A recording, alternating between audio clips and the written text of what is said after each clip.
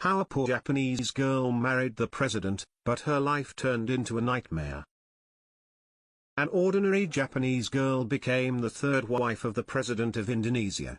Despite a 40-year age difference and dramatic cultural and ethnic contrasts, their love story was straight out of a fairy tale. For his benefit, the girl even became an Islamist. Sadly, their tale came to an end.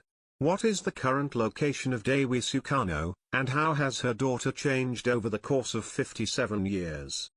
On February 6, 1940, in Tokyo, Japan, Naoko Enomoto gave birth to Dewi Sukarno. Her mother was a homemaker, and her father was a carpenter, therefore, she was raised in a low-income household. Because of her mother's ongoing illness, Dewi's family had to take out a loan to pay for her education. She has been working part-time since middle school to lessen the financial strain on the family. After her father passed away when she was 15, she was left to support the family alone. Dewi began her career as a nightclub hostess at Akasaka's esteemed Copacabana Club. Dewi quickly gained popularity in the club due to her attractiveness, becoming a frequent destination for powerful figures. Despite her Japanese heritage, her facial features suggested mixed descent. Dewi learned English and high-class manners rapidly while studying the arts and aspiring to be a writer. However, everything changed drastically for her in 1959. Introduced by a Japanese businessman, 19-year-old Dewi met Indonesian President Sukarno during his state visit at a tea party in Tokyo's Imperial Hotel. Sukarno was captivated by her beautiful eyes and instantly fell in love, describing her as a charming goddess.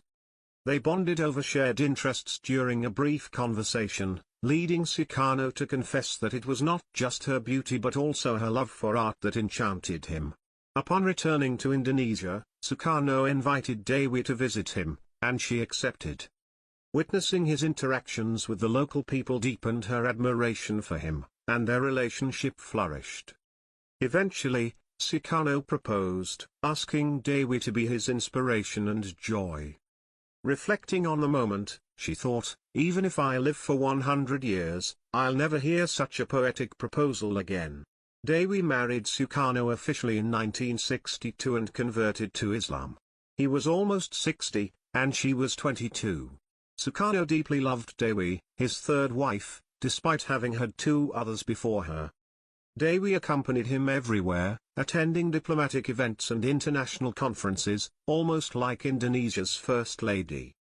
She lived luxuriously in the palace and was devoted to Sukarno, forging influential political connections.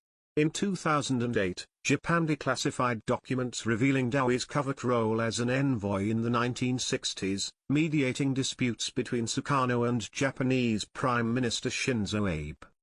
As her fame grew, Dewi faced intense international scrutiny, enduring rumors and harsh media portrayals as a Japanese traitor and abandoned woman. Her family in Japan suffered, overshadowed by the attention on Dewi in Indonesia.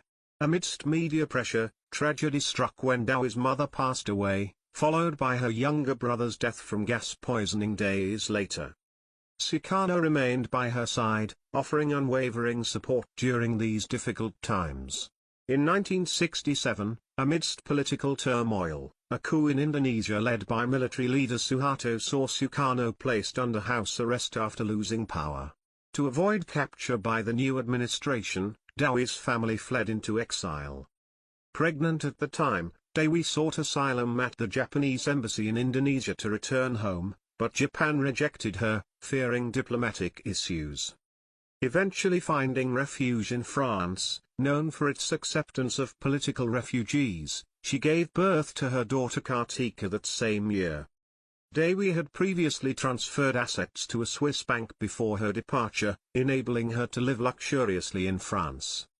Renowned for her striking Asian beauty, Dewi earned the moniker the Pearl of the Orient and ascended to prominence in Parisian high society. She befriended many celebrities, like Alain Delon and Ringo Starr from the Beatles. She also maintained close relationships with nobles in France and Spain. When Sukarno fell gravely ill in 1970, Dewi brought their daughter back to Indonesia for a final visit. She didn't think twice about the hazards. In fact, she was ready to give up in order to be with her cherished spouse. Regretfully, Sukarno passed away 24 hours after their arrival.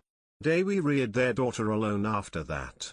Despite not inheriting Sukarno's riches, she was granted a pension by the Indonesian government as the widow of the president.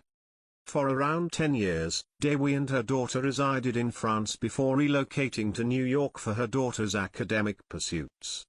Almost 70 years old, Dewi went back to Japan in 2008. She became the editor-in-chief of a weekly magazine and also launched charity initiatives by founding the Earth Aid Society.